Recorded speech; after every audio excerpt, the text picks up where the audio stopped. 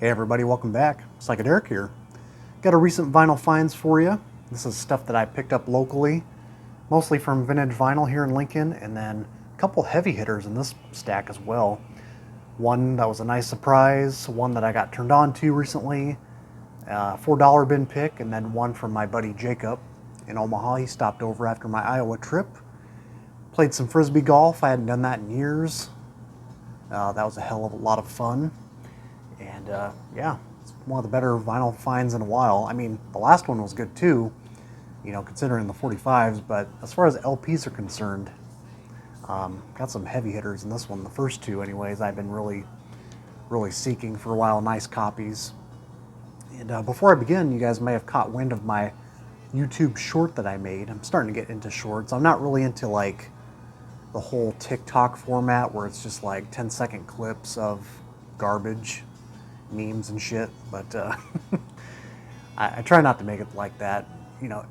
If anything, make them as announcements or songs to discover. Make it worth your time checking out.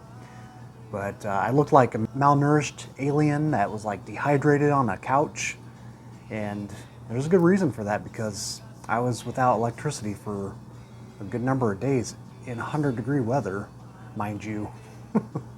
So the first night, man, it all came rolling in Wednesday night. It was about 5 o'clock. I had just made a meal for the evening on my stove, and I was like, glad I got that finished because otherwise, I might be stuck here without any food for the night. And, my fridge turned off, and I had to sleep overnight. Thankfully, it was only one night at my buddy's house. The following Friday, well, Thursday night into Friday. And the first night without AC or a fan running, I mean, I love my fans, man, in the summertime. And I even love them in the wintertime, too. It's kind of a comfort thing, I guess. And just to sleep in that, and then oftentimes mostly silence, because I'd sleep with a Bluetooth speaker and play ambient noises, too. Kind of got adjusted to doing that. I could not sleep, man. I probably was running off 3-4 hours sleep after like 1 a.m. So thankfully I made it through the rest of the workday the following day. But yeah, I had to go back home to my parents' house just to get some place to stay, really, because I didn't want to pay for a hotel room or anything. I just wanted to be comfortable. And I guess once I came back on Sunday evening, I had left a light on, not realizing it. So there was a light on when I came back home, and I guess some people are still out in Omaha maybe on a Monday. I'm recording this on Monday, but man, it's just it's tough in summertime too because we're so used to it in the wintertime around these parts where we can always put on these layers, keep warm. But it's those modern necessities that we need, man. We're just not used to having no AC and no running fridge. I had to pretty much take everything to the curb with my freezer, so it's been tough, but I made it through, and it's thankfully only just that one night was the worst, but yeah, because I love my sleep, man. I love catching up on sleep. But anyways, enough of that gibberish. Let's get on to these records here, man. So I just stopped in Vintage Vinyl one day, and this is one I was not expecting to pick up. It's kind of a nice surprise. I've been looking for a nice copy of this, and this was like the perfect copy.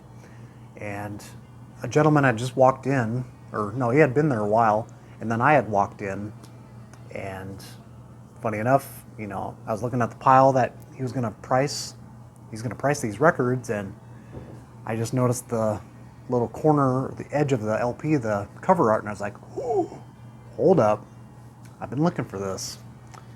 Flowers of Evil by Ruth White. Damn. Original copy on Limelight. This will be her second of, I think, 3 LPs that she made. She might have made more. I mean, more recordings, obviously she did. I mean, she had a lot of like educational and different technique recordings she had made like in the 50s and whatnot. But as far as like, nationally released records like this on Limelight, the previous one, I don't remember ever hearing that one. It's got a long title with the tarot cards on it. But this one is obviously kind of the fan favorite and is really some intriguing stuff, man. This is really good. It says here, in electronic settings of the poems of Charles Baudelaire, composed and realized by Ruth White. This came out in '69, and this is a promo copy as well. Guess I'll show that real quick. I really do love the Limelight label, kind of focusing in on electronic and sort of progressive experimental records. Obviously 50-Foot Hose, Mecky Markman.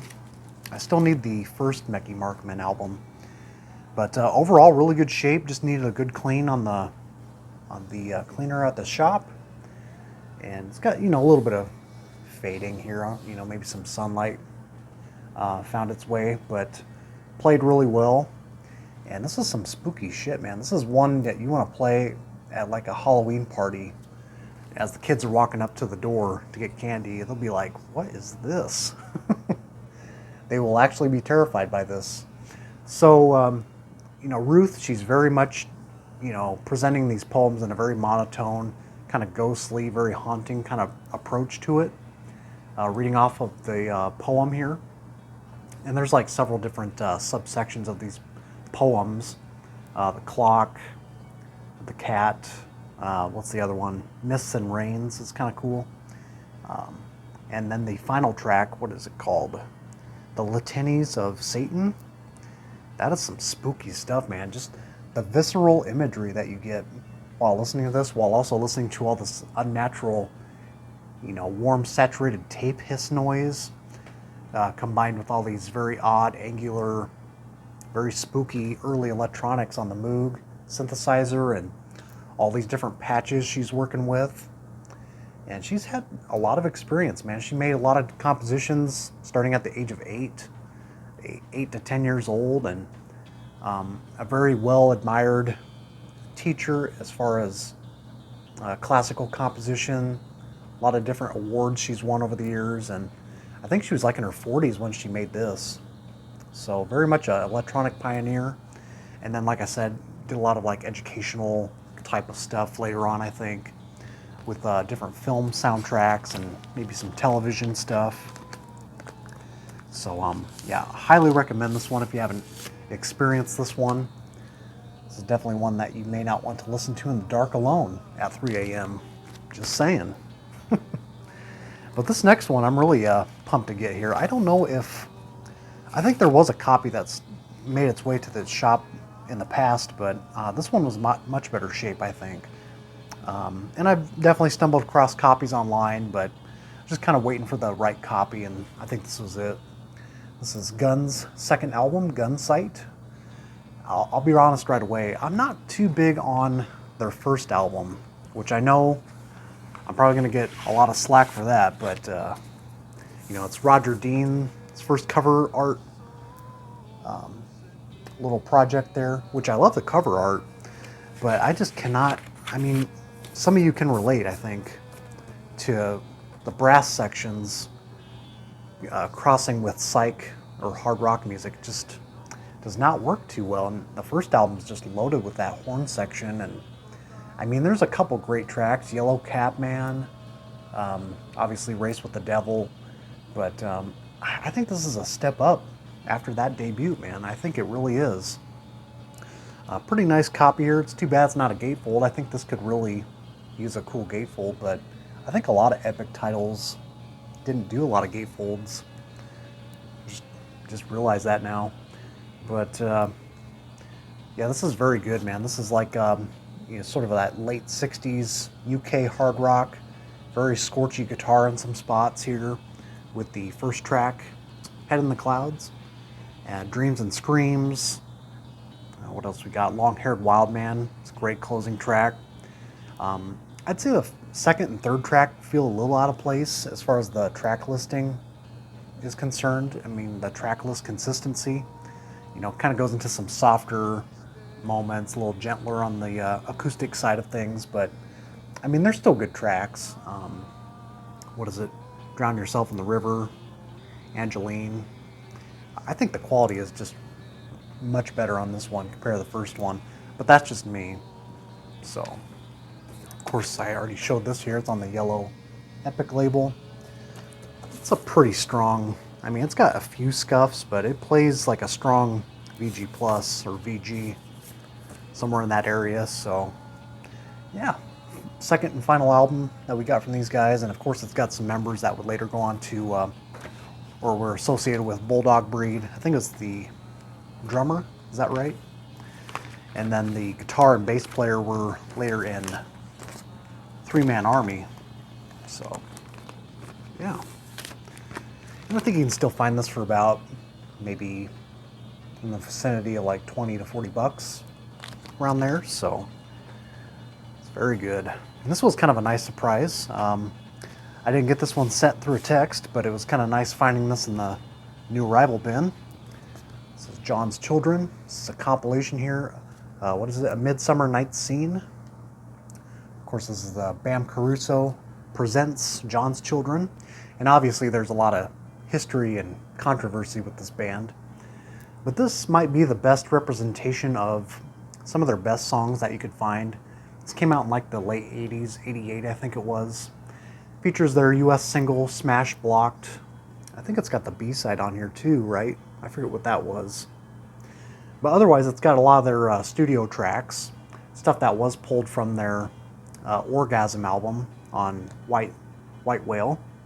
But it's actually alternate studio takes, like Jagged Time Lapse, Midsummer Night's Scene, songs like that. Then you got tracks like Arthur Green, Go Go Girl's kind of fun. Very mod, very freak beat inspired, very much sounding like a kind of a brother band to The Who if they were a little more on the freakier side perhaps. And I'd say this is the best way to go. And it's also got their song that was written by Mark Bolan, who was a member for a short time, Desdemona, which has a controversial line. I forget what it was, but it made some headlines in Europe. It's got a very cool sleeve here. I might put this in a different sleeve, but very tiny print, but a lot of cool information here. And just very happy to own this. I think you'd still find this for, 15, 20 bucks. This was 15 in the shop, so I was like, that's a very comfortable pickup price for me. So yeah, Jagged Time Lapse. I actually might prefer the Orgasm version, as funny as that is, because obviously it's notorious for all the fake crowd noise that the producers put on there. And from A Hard Day's Night, is that right? And I don't know, something about that version. There's not as much crowd noise, but it's like the most energetic that track is of Jagged Time Lapse. But it's a cool version on here too. They've been copped several times, all the way up until like the last few years. So definitely worth checking out. I would check this compilation out if you can seek it out. Then we got three more here. This is one that I've definitely had a revelation with, I guess you could say. I've always loved the band Spirit. Obviously their classic period. Not so big on the Dr. Sidonicus or whatever it's called. I actually parted with that album years ago. Just didn't do anything for me. I like their first three. Got a lot of great moments in there. Kind of the classic psych period. However, I've always known someone online who really lauded their later period stuff, like the mid-70s. And I was like, really? Because oftentimes classic psych bands, they kind of often sell out, or they just lose their origins. They kind of go down the commercial rabbit hole. Pretty Things may come to mind when I mention that. Don't really care for their 70s material too much. But when it comes to Spirit, this one really surprised me, man. And I actually liked the next one even more. But I found this one in the shop. This is Son of Spirit. This came out in '75, I believe. Yeah. On Mercury label. It's a single LP. But I'm actually looking for their next one, The Spirit of '76. Dude, that one really surprised me, how good that was. And, I am surprised. I mean, oftentimes, like I mentioned, people kind of lose their flavor, lose a little bit of sense of where they want to take the band. But I have to give Spirit some credit, man. With Randy California, he's really envisioned this band pretty well. and kept to his roots. Because this one definitely still keeps that trippy meter pretty high.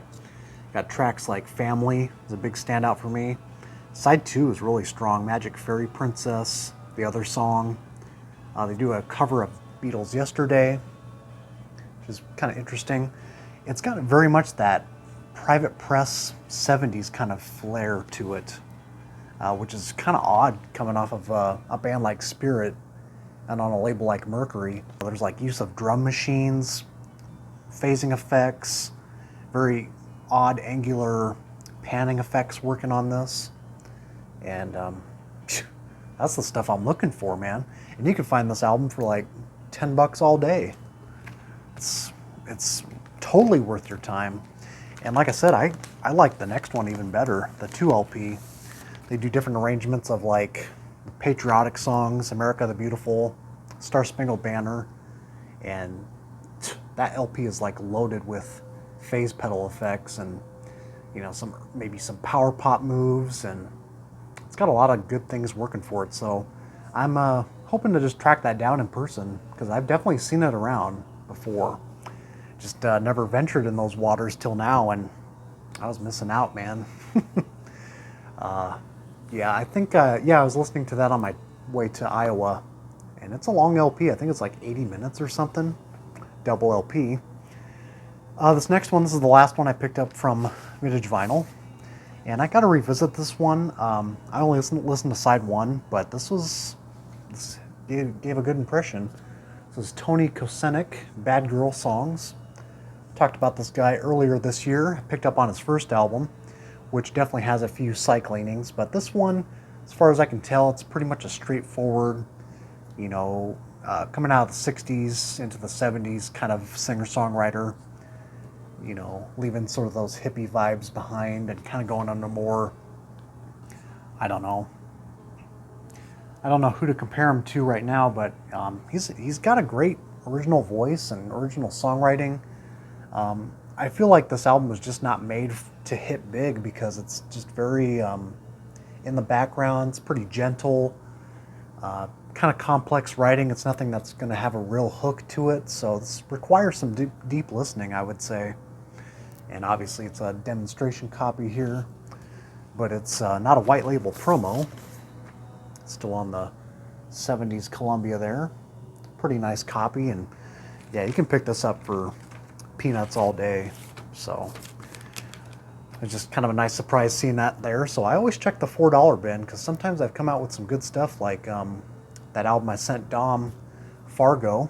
I see it now, I found in there. I'm like, gotta give this to somebody. Just can't leave it there for $4, man. Some good stuff. And yeah, so I got to revisit this one, but I think this might be a keeper for a while. I really do like what's going on here.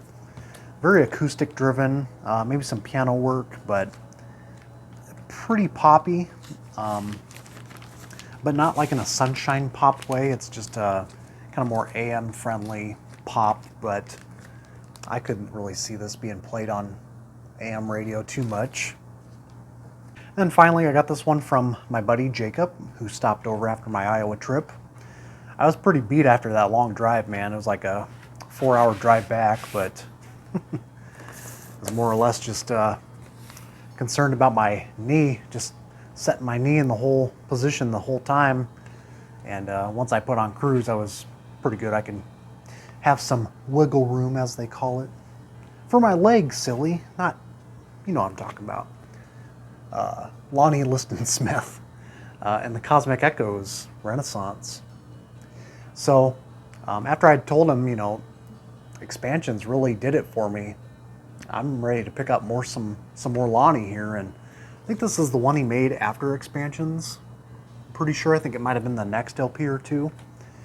And I kind of agree. I mean, I said this to Jacob. I said, you know, once you get into the like late 70s sort of jazz fusion, jazz funk stuff, it gets a little too icy or glidey to me.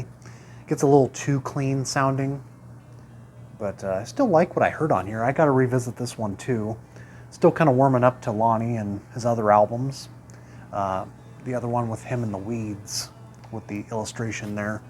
A lot of great illustration on the covers here. This is on the RCA Victor label, and he actually thrifted this in Omaha apparently, so good job, man. Yeah, so I gotta spend some more time with Lonnie here, and really love expansions. I've been really enjoying that one on my times where I work out or on bike rides, you know, when it's nice out. Kind of ready for this midweek weather coming up because it's going to drop down, I think, to highs of like 80, so start feeling like fall pretty soon before you know it. Can't wait for that, man. It's going to be good times. But yeah, so that's what I got from the recent shops. And I think my receiver's actually going out for the first time.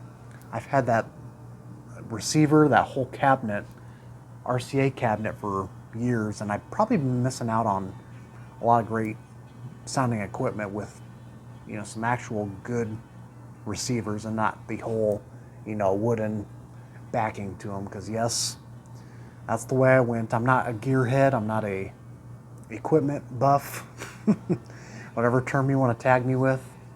So I think it's time to upgrade to a new receiver because it is kind of muffly on one channel, and sometimes I have to turn the power on and off just to get its motor going. So I am working on that, hopefully this week or next week. I think I got enough saved up to make that purchase.